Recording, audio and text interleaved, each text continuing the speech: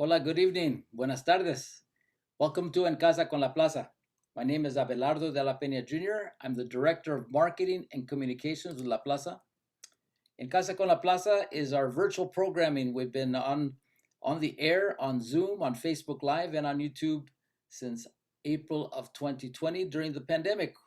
Time, of course, that was we were on lockdown. A lot of businesses shut down. The museum, La Plaza was closed. Many, of course, the health tragedies and just a tough time for a lot of people. But tonight we're seeing a lot of hope with the vaccinations and with people returning to a new normal. But first, before we get into our program, I'm going to give you a couple updates of what's going on at La Plaza. La Plaza de Cultura y Artes at 501 North Main Street is open. We're open from Wednesday through Monday, closed only on Tuesday, 12 to 5, no reservations needed. You can walk right in. We do, of course, require that you wear a mask when you're inside, but you'll be able to see all of our exhibitions inside and outside. We have presently a couple temporary exhibitions, Carlos Almaraz, Evolution of Form, Afro Latinidad, Mi Casa, My City, and outside on our windows, we have Patrick Martinez's Only Light Can Do That, a fabulous neon art mural that which you can you don't even have to go into La Plaza to check it out. Just cruise up North Main Street day or night. Our public programming is back, and we've had let's see, Selena Fest. We've had salsa dancing, and coming up this weekend, some great programming, including Frida Kahlo Under the Stars. It's an outdoor presentation by the great Gregorio Luque. And if you stick around, I'll tell you how you could win some free tickets to see this wonderful show that's on Saturday night. And then on Sunday, the Cuban American Music Festival. This is the third or fourth time that we're having it down at La Plaza. Fun-filled afternoon, Sunday afternoon with, of course, some great music, dancing, drinks, food, vendors, a whole lot of stuff. And then finally, let me see, our gala coming up, the Pobladores Awards Gala, our big fundraising opportunity coming up on September 29th. Real quickly, will be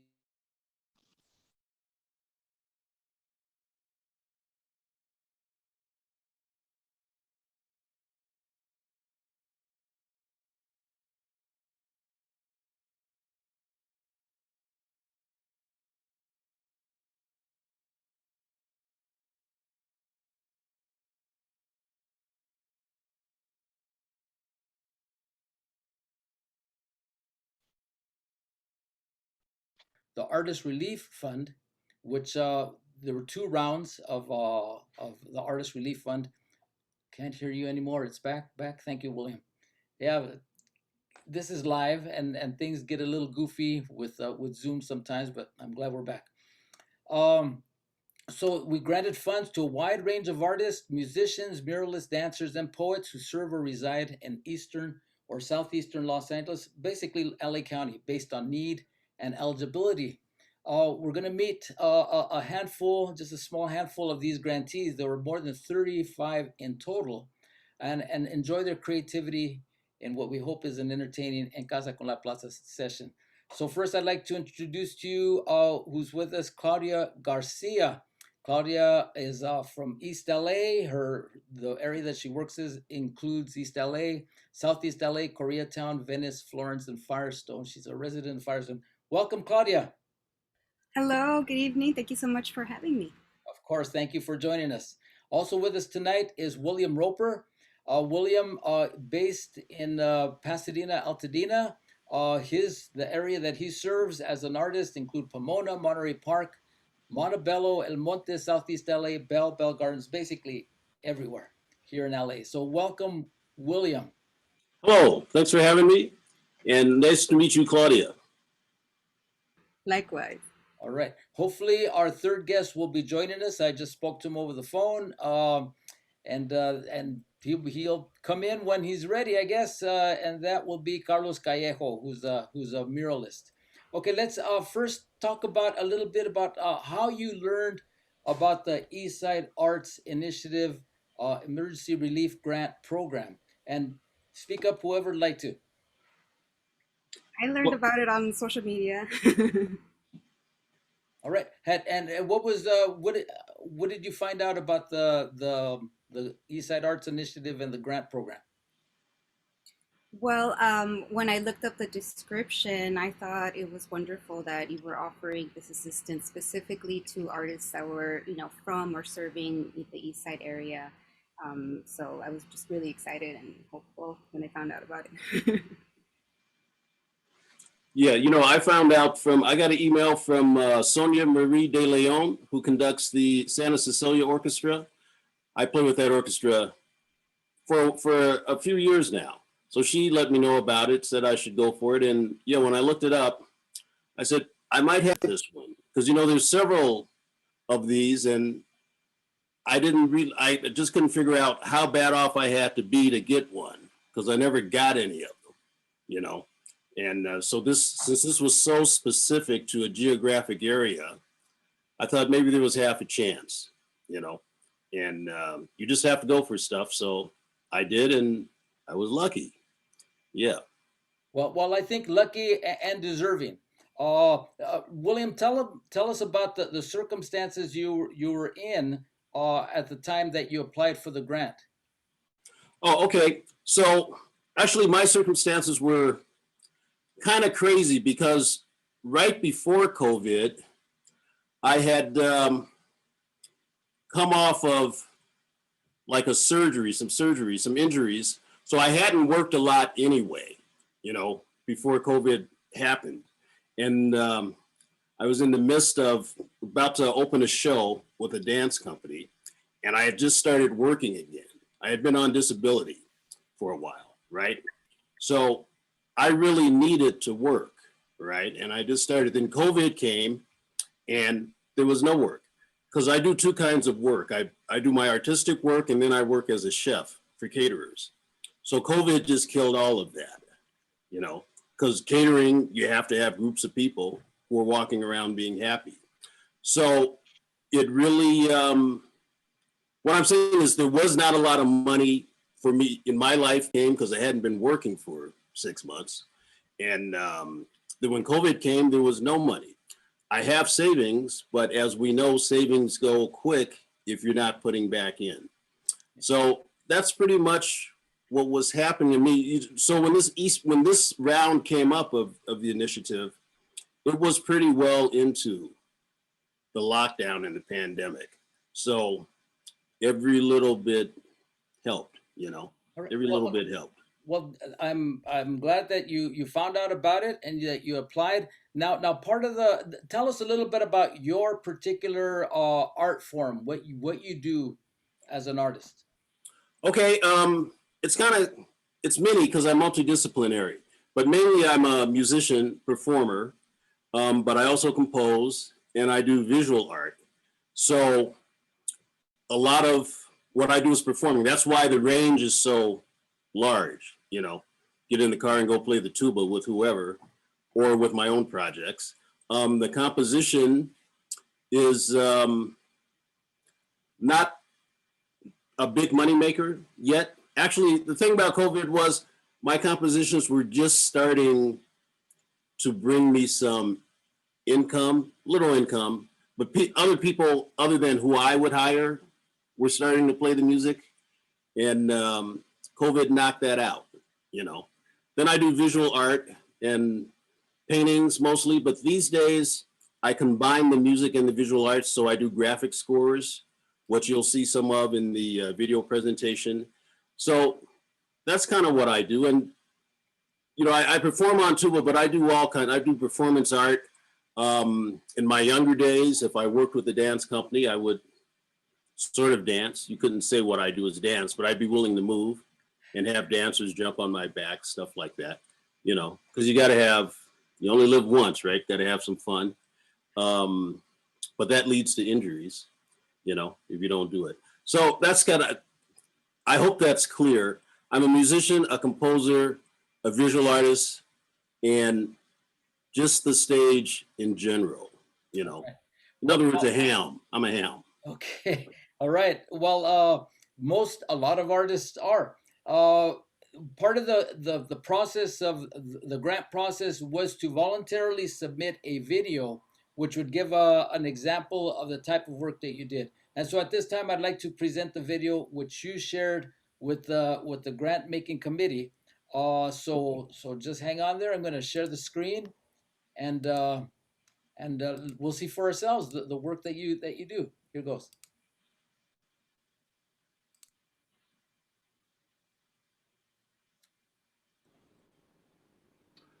I am William Roper. I am a multidisciplinary artist living in Altadena. My main discipline is music.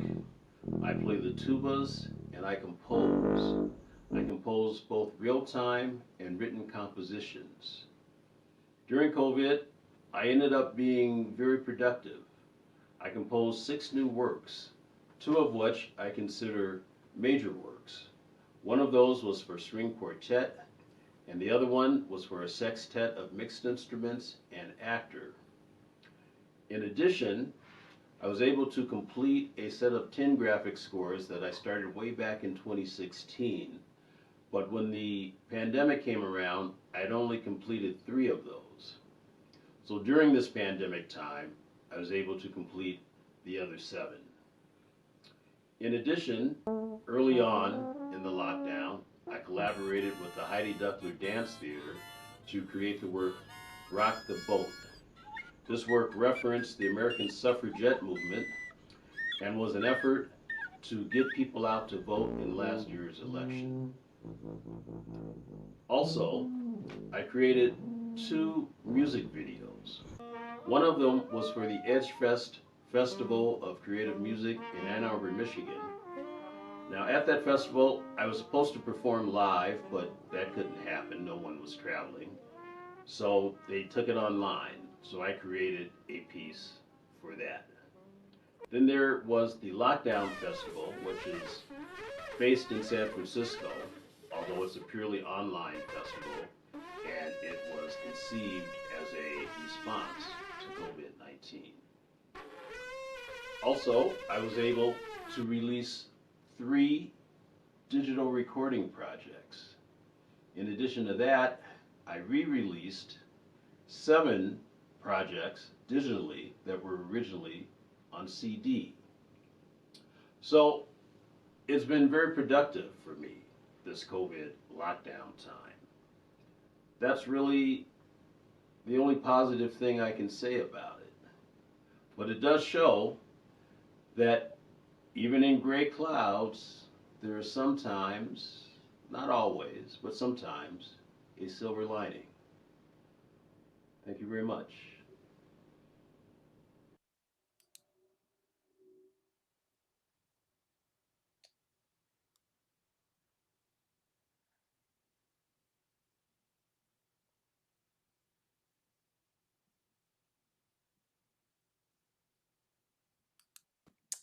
Oh, thank you so much, William. That was a really heartfelt video. I mean, just amazed at the quantity and the quality of the work that you produced, but seeing that silver lining in the way you were able to use the time when you would have been out there performing, uh, collaborating with people to really keep expressing yourself in the way that you can. So thank you for that.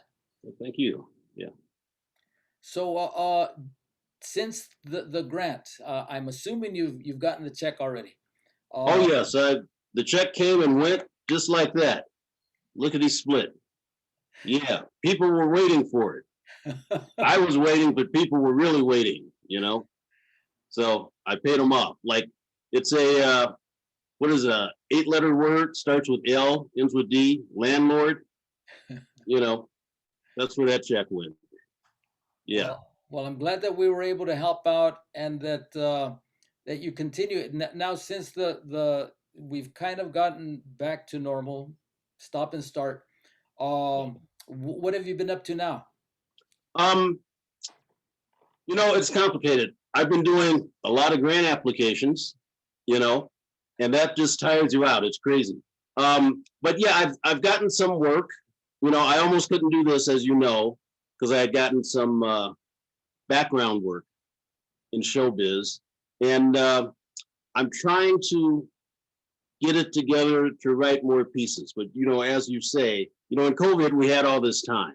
Now life is coming back.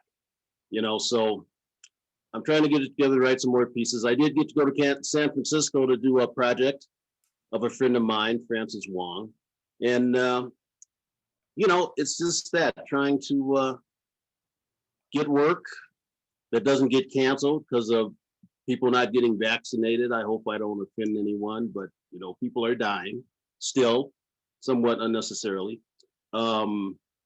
Yeah, so I guess, is that clear? I'm doing what I always did, just a little in terms of producing stuff. It's less because I'm working a little bit, not a lot, but a little bit. No cooking. I haven't done any cooking. You know, some musical work has happened. I've been lucky that I got some musical work. So of course that may stop. As far as I know, it has stopped. You know, till Oktoberfest, because I play the tuba. You know, so. All right. Well, thank you for joining us. Hope you stick around. Congratulations again, and just keep creating. Well, thank you. Right. Thank Next up, you. we have with us Claudia Garcia.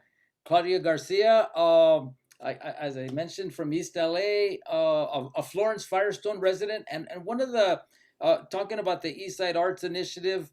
It started off, of course, looking to support artists, arts organizations, and art projects in the east side of LA. And when you talk about the east side LA, what comes to mind, of course, East LA, Boyle Heights, and further east.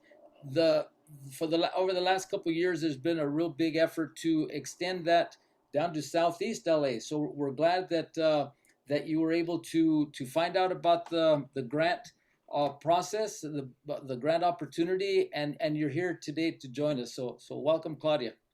Thank you so much. Thank you. All right, tell us a little bit about yourself and what led you to to to apply for the grant. What kind of circumstances did you find yourself in? Well, I am a musician, and my profession is teaching music. I teach mariachi, and I also teach elementary school music. And well, as you might be aware, teaching is not a very it's not usually a full-time job for musicians, right? And so I usually have to take on a couple of jobs here and there, which I enjoy. But when I applied for the grant, I was thinking about the time that had already passed, you know, since everything closed down. And I used to perform pretty frequently with my band Ruby Clouds, which is me and my brother playing my original songs in English and Spanish. And then I'm a mariachi teacher, so I would, you know, go out with my two groups and everything. And so that's where I was, you know, from music was where I was making all of my money. And so that money that I made from my band, which isn't very much, was enough for us to keep making music and to keep working on projects. You know, everything costs money because we're doing it ourselves. And so it was it for me, seeing the opportunity to apply for a grant. I saw it as a way of feeling community support for what I was doing, and feeling like the money I should spend it on my art, you know, as opposed to prioritizing something else. So it just really cleared my head. You know, there's always like guilt, like, oh, should I be spending money on this? For example, a guitar, right? Getting my guitar fixed, or upgrading to a better sound recording program or something like that. You know, there's always like, oh, you know, should I save this money in case I don't have a job next month, is what I'm trying to say, you know. So having this support just really gave me the relief and sort of the peace of mind to know, like, yes, I will finish this project. I have what I need to do it. So it was just wonderful. And which project was it that you have been wanting to complete? There's two projects actually. One of them is a mariachi, a collection of mariachi performances. So I'm a mariachi, but my original music is not really mariachi.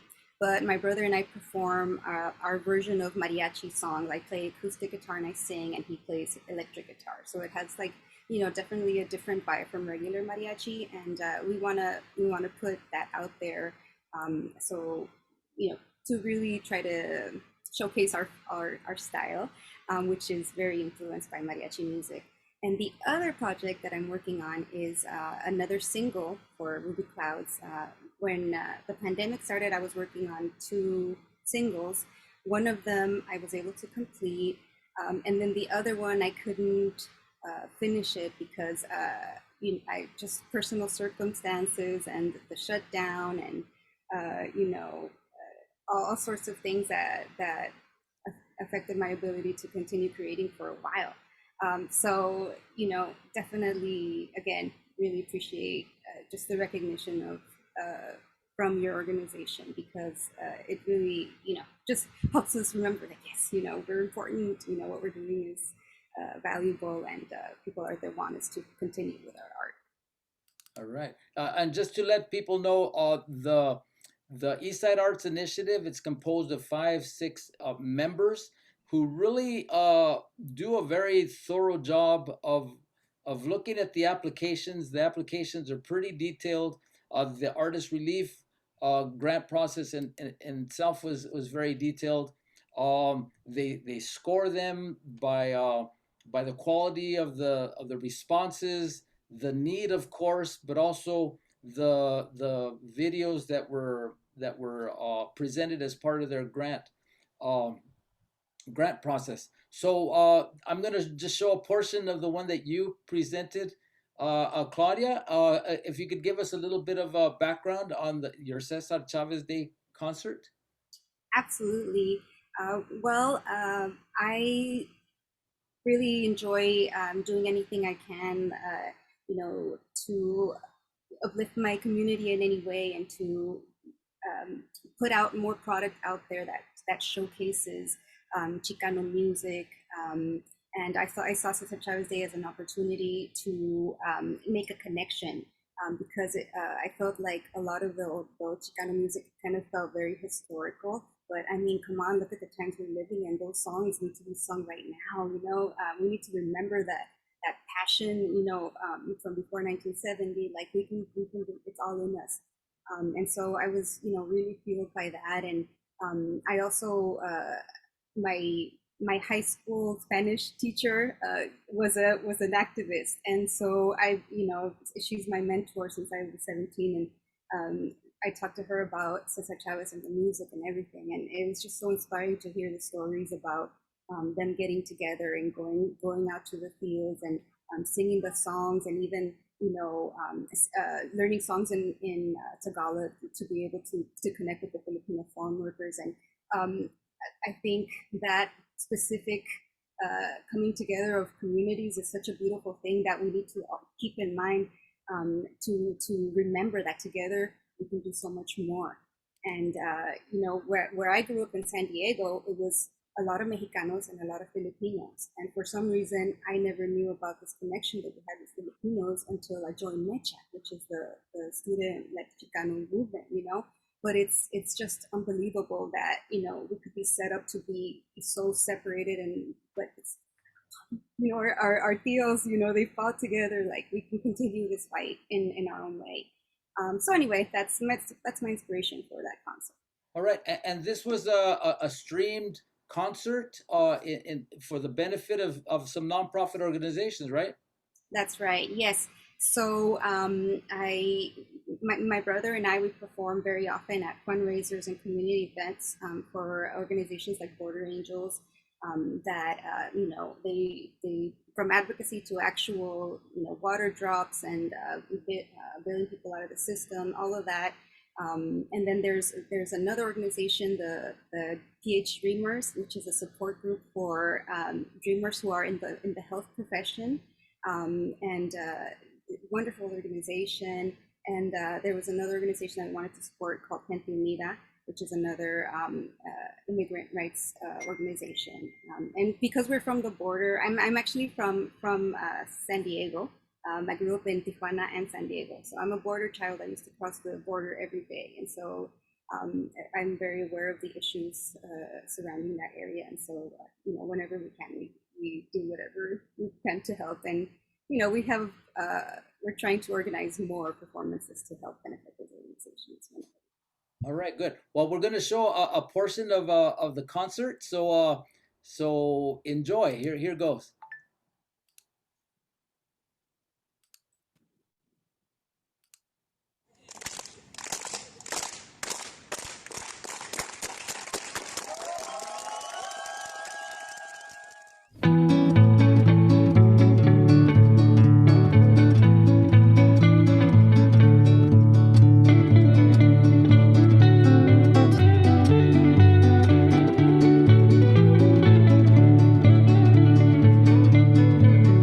Celebremos, señores, con gusto este día de placer tan dichoso. Que en tu santo te encuentres gustoso y tranquilo tu fiel corazón.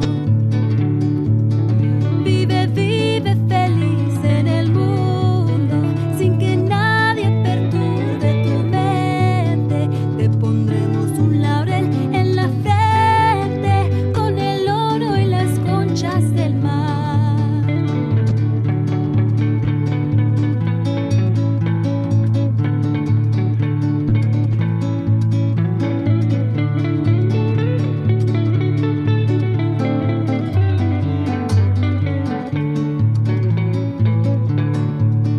Dios bendiga este día venturoso y bendiga la prenda que adoro. Hoy los ángeles cantan en coro por los años que vas a cumplir. Las estrellas se visten de gala y la luna se llena de encanto al saber que hoy es día de tu santo. Dios bendiga este día de placer.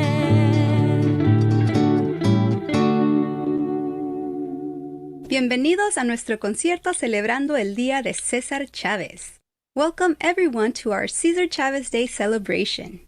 Nosotros somos Ruby Clouds y es un honor para nosotros cantar para ustedes en esta ocasión tan especial. Oh, well, thank you so much. That was pretty nice. I liked the way that you were that you put the lyrics so that people could sing along, or if they didn't know Exactly. if they didn't know the words, at least they have them there. Um, who produced that for you? That's a pretty nice production. Oh, thank you so much. Well, because during the shutdown, I had to turn to making online teaching videos. I learned how to do all that myself, so I made that video. Very professional looking. And what's your brother's name? His name is David. And, David. and what is David? What's his profession besides being a? I like the way that you combine the kind of dreamy, ethereal guitar, Thank electric you. guitar, along with the traditional rhythm that you play there. Thank you so much. Yes, Mom, my brother is actually a preschool teacher. And yeah, he also teaches music sometimes. But yeah, we've been jamming together for the longest time. And we both have our own styles. But in this band, we really fuse them together really nicely. All right, nice. Well, we have some comments here on Facebook. Chispa Hills, Holly Lynn from Antelope Valley. No, actually, she's not from Antelope Valley. I forgot where you're from. I'm sorry, Holly. She says, Claudia, what a great way to share your talent, passion, and message with our community. Thank you so much. We have Lydia de los Rios. Saludos de Claremont. Thank you for joining us, Lydia. And we have Holly Lynn again saying about William. William definitely made excellent use of the time. Great to see how you were inspired and could also be inspiring. Oh, thank you. All right. Well, unfortunately, it looks like Carlos Callejos wasn't able to join us tonight, but I would like to show. I'll talk a little bit about Carlos. Carlos is a muralist. He's done murals throughout Los Angeles, El Sereno. Uh, um, the impact from COVID was community agencies were not functioning at full capacity. Murals, of course, were not being funded. His emergency need was that he, in fact, was suffered from COVID, on top of reduced income, limiting his capacity to complete what little work became available locally. And the financial hardships were paying bills. So his grant was used to support emergency need, able to pay off debts, and which he's been, his credit card in particular, that he'd been living off of due to reduced wages. So that, of course, is something that too many people had to endure because of the circumstances. You know, not businesses closing, funding drying up. But fortunately, Carlos was able to receive a grant from the Eastside Arts Initiative as well. So I'd just like to showcase his the video that he submitted. So please enjoy.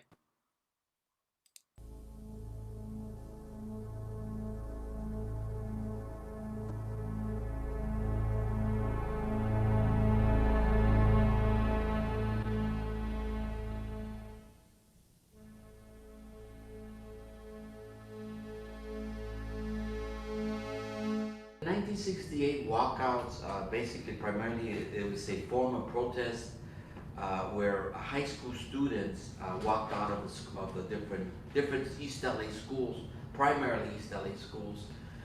There was some, eventually it really moved out of the East LA area and other schools participated. And basically it was a protest on the substandard educational systems and the double standards of different schools throughout the metropolitan area of Los Angeles. There was better facilities in other areas, in predominant white or Anglo areas compared to your inner city schools. It was programmed for them to walk out on March 8, 1968. It didn't happen that way because one of the schools where my mural sat kind of jumped the gun because they actually walked out on March the 1st. A reason for that is that I guess they couldn't hold back. One of the principals had canceled one of their field trip plays that they were going to see, and that's kind of sparked some anger, and so they kind of jumped the gun and walked out. And then simultaneously, all the other rest of the campuses throughout the East LA schools walked out. What inspired me to do the mural actually was an invitation from a local organization from the El Sereno area called the El Sereno Historic Society. They had been planning a commemorating event commemorating the 50th anniversary of the walkouts. When I was first approached to do this project, well, I planned on sort of incorporating the architecture of the building, and then just the immediate environment of the area. There's a lot of shrubbery, a lot of trees. One of the main focus thing was that they were going to put, and they did, put a plaque sort of describing the event, and the plaque was made out of bronze. So they wanted me to do the mural around the plaque. So I kind of incorporated the plaque in my design by cutting it into 3 sections. The middle sections basically is the walkouts, which is all in color, but the 2 side sections are actually the color of the bronze plaque. On one side we have the takeover, or what we call the sleep-in. Back in the 68s, there used to be sit-ins where, as a form of civil disobedience, people would sit in governmental type of entities, agencies, buildings. But this was a sleep-in where they actually slept at the school board chambers as a form of protest. And so that's part of one of the segment. The other part was the reinstatement of Sal Castro, one of our leader teachers that was that's a key figure. Sal Castro was a one of our East LA teachers that was instrumental in assisting the student leadership that organized the walkouts and giving them direction and giving them advice on how to properly do uh, uh, this event. Uh, for his role in that, he eventually was actually arrested along with another 14 other adults, and also fired from his teaching position. Because of this, there was a rallying cry from the community, advocated to reinstate him, and it was successful. And eventually, he was reinstated in his position, and charges were dropped.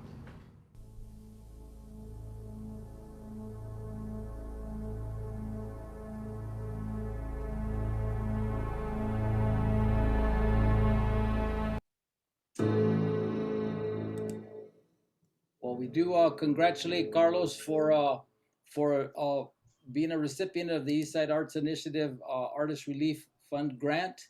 Sorry you couldn't join us tonight, but we'll be in contact. I hope you enjoyed that.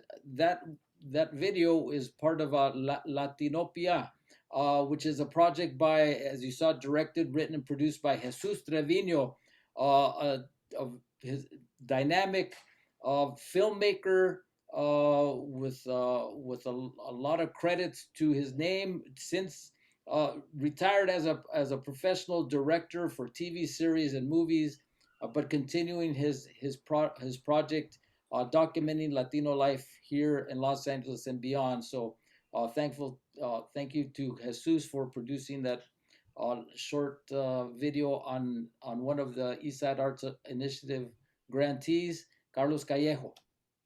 All right, well, we have a couple more videos to show. We reached out to a couple more grantees. Unfortunately, they weren't able to appear. And just to show the real breadth of the depth and the breadth of the grantees, I'd like to just introduce you to, via video, her work, Corey Bratby Rudd, and her discipline is in the literary arts. She's an Alhambra resident, a writer, poet, and community organizer for the literary arts in LA. She co-founded Influx Collective. It's a queer poetry reading series. She's authored a chapbook called Cage of Eden. Before COVID, she ran a monthly queer poetry reading series event where the organization had artists fly to perform from all over the country, and were known as being the only queer femme-run reading series in Los Angeles. Every month, they gathered at a local bookstore and had a lineup of about 4 poets perform their work. Since of course, due to COVID, that all stopped. And earlier, when she applied for the grant, she also had a personal circumstance where she had to go to the ER, received a huge bill for the ER visit, behind in her rent, afraid of being evicted. So real, I mean, COVID touched us all in different ways and impacted her very, very heavily. The relief grant will assist her in continuing her art practice, although they no longer hold live events. They're still trying to proceed with their goals as an organization, and they switched to just like we did at La Plaza, rather than having our people visit our exhibition, having live programs, went virtual. So now she has a podcast series sponsoring undocuqueer poets to perform their work in a digital setting. In order to make the switch, they're needing equipment for podcasting, and the grant would allow her to purchase this podcasting equipment. So I'm going to just share a portion of the podcast. It's a trailer, in fact, of the Influx Collective. So it's you'll be able to hear it. It's just a static image, but you'll just be able to hear it and see what kind of work Corey is continuing to express herself with. So here goes.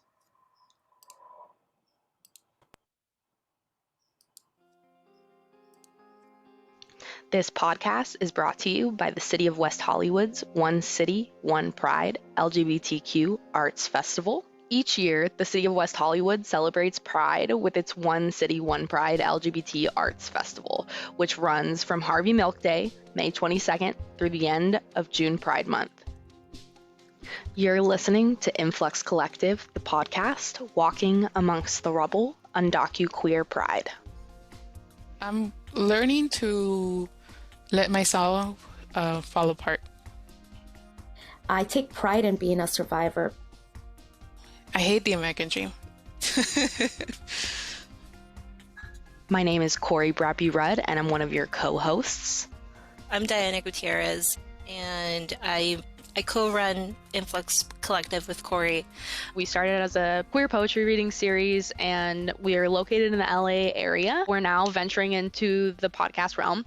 But basically, our mission is to connect LA-based poets, promote queer events, and provide a space and a platform for queer creators and queer content.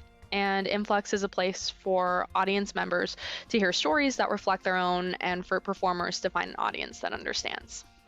We did this for almost like 2 years before the pandemic, and it was a really cool space, and it is still a really cool space to just like craft and meet different poets from every background possible.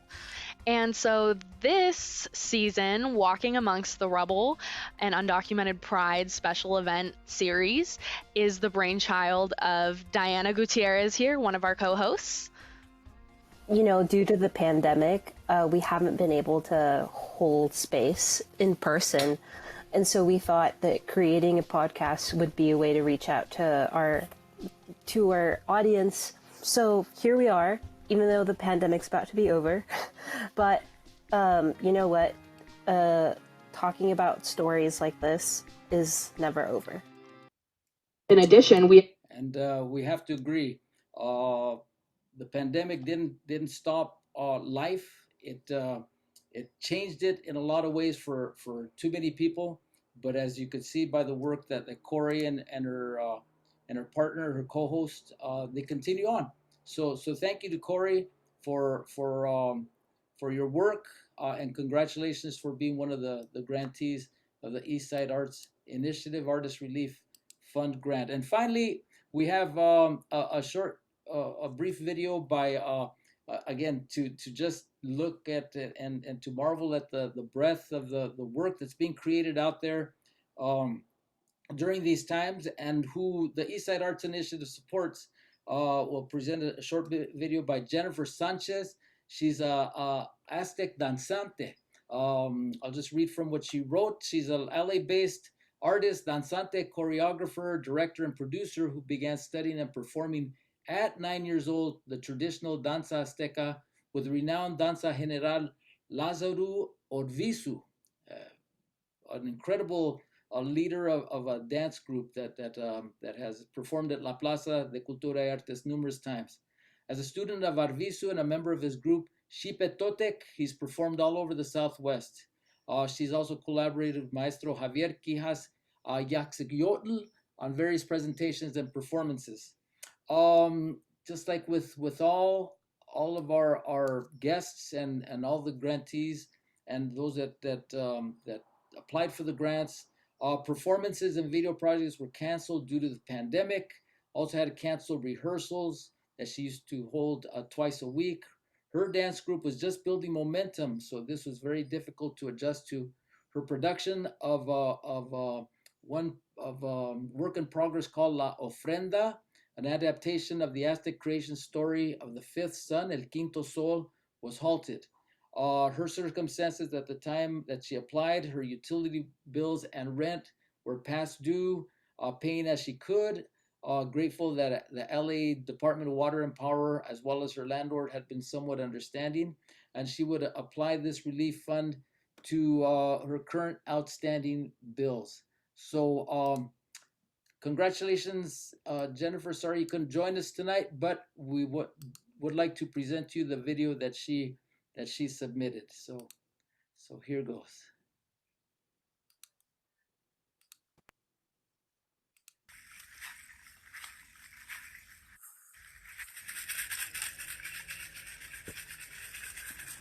Madre Tonantzin, madre del más allá, le danzo con los sagrados sonidos. Le suplico a los cuatro vientos, este, norte, sur y oeste, que nos dé otro día más. Estamos despertando. Tenemos que cuidar el aire, agua, tierra y el sagrado juego en nuestras almas por paz. Mire, madrecita, el pino vivará.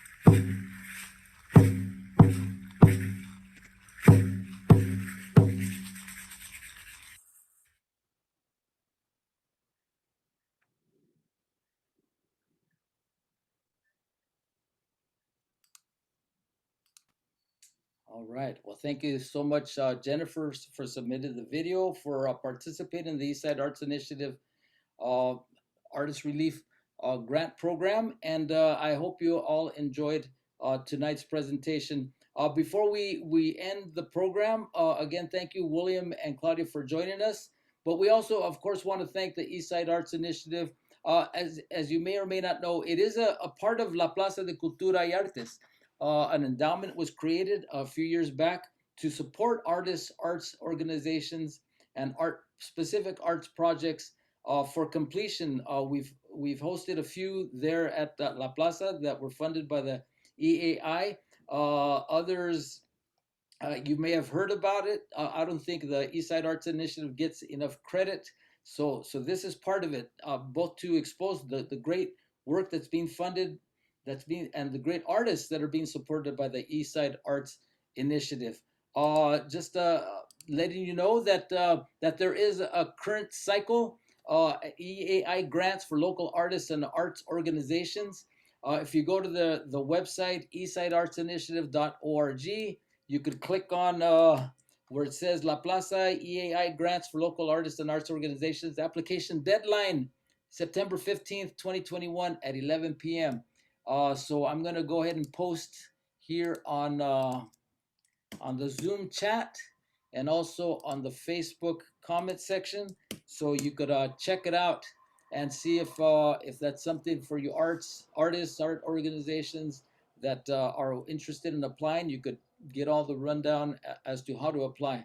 Also, you could click on and see all of the winners, all of the grantees, excuse me, throughout the years. I mean, they've been supporting artists since the fall of 2015, and this recent Artist Relief Fund, with this most current funding cycle that ended back in April, almost $1 million have been utilized to support artists, arts organizations, and the completion of arts projects.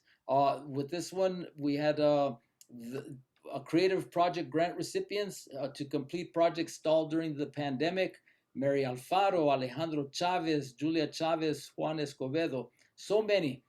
Diana Martinez, who wants to finish her Abuelo's Garden book. Jorge Rivas, who wants to complete his multicultural dance program. Brandon White, who wants to complete his Fusion EP music album, bringing together diverse local talents for a set of music tracks. Emergency Relief Fund grants, which both William and Claudia were granted.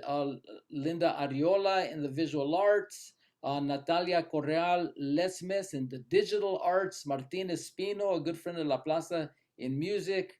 And then we had so it's not too late to apply. You have till September 15th, 11 o'clock p.m. And then finally want to really thank the members of the Eastside Arts Initiative, who the trustees who or board members who put in a lot of time to review all the grant applications, look at each application in detail, uh, view all the videos, and make that determination of who will receive these funds.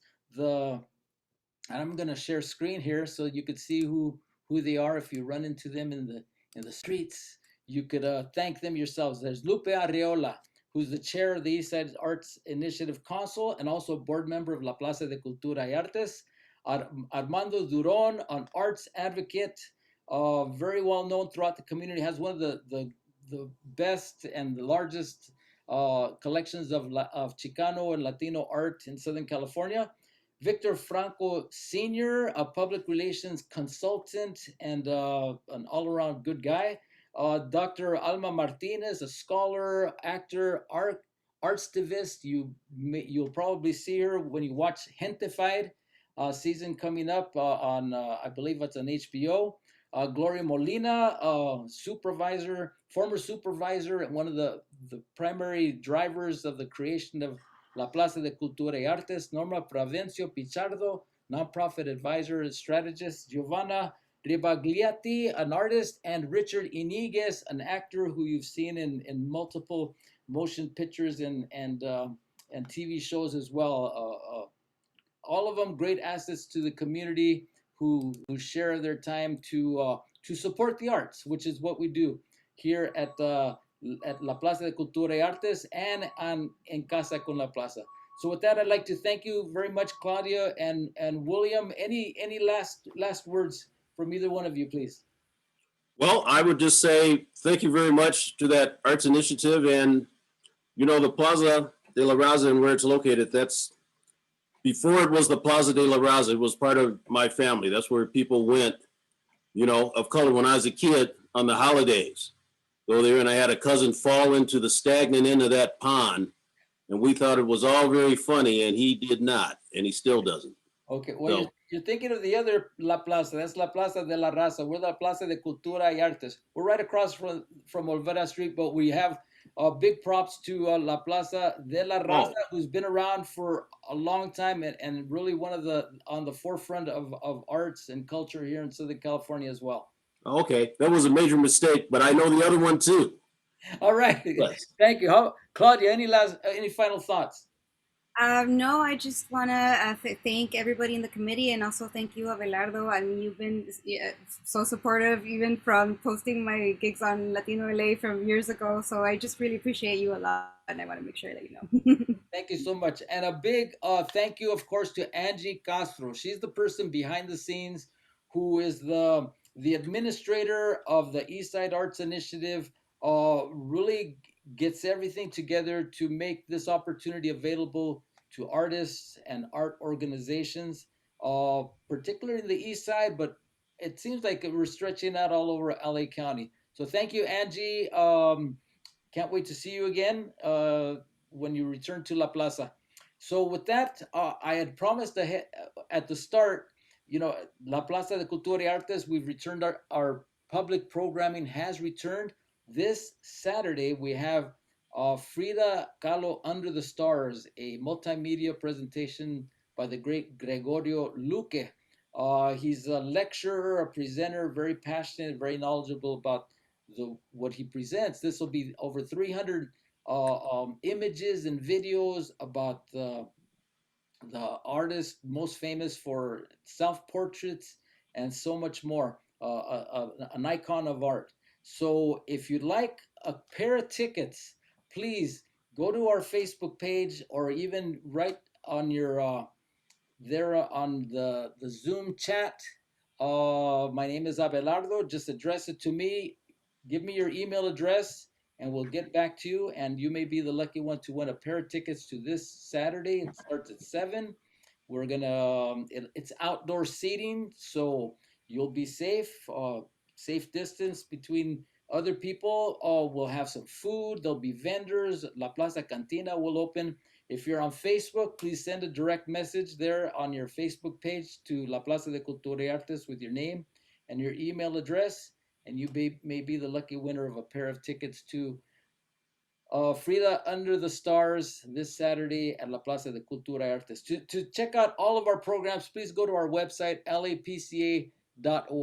We have all our events listed there, including on Sunday, when we quickly tear down the screening aspect, and then we set up for the Cuban American Music Festival. That's an annual, we just missed out last year, but it's an annual gathering there at La Plaza with some incredible music. We set up a dance floor, food, drinks, mojitos, cigars, and dominoes, and a lot more. It's a really fun event that you'll get a big you'll enjoy a lot. So that's on Sunday the 29th. Starts at noon, goes all the way to 9 o'clock. You could find information there at lapca.org, along with our upcoming En Casa con la Plaza programs and information about Eastside Arts Initiative as well. So if you didn't catch this entire Zoom session, we've recorded it. We'll be posting it on our YouTube page at La Plaza LA, also on our Facebook page at La Plaza LA, and we also posted on our website, lapca.org.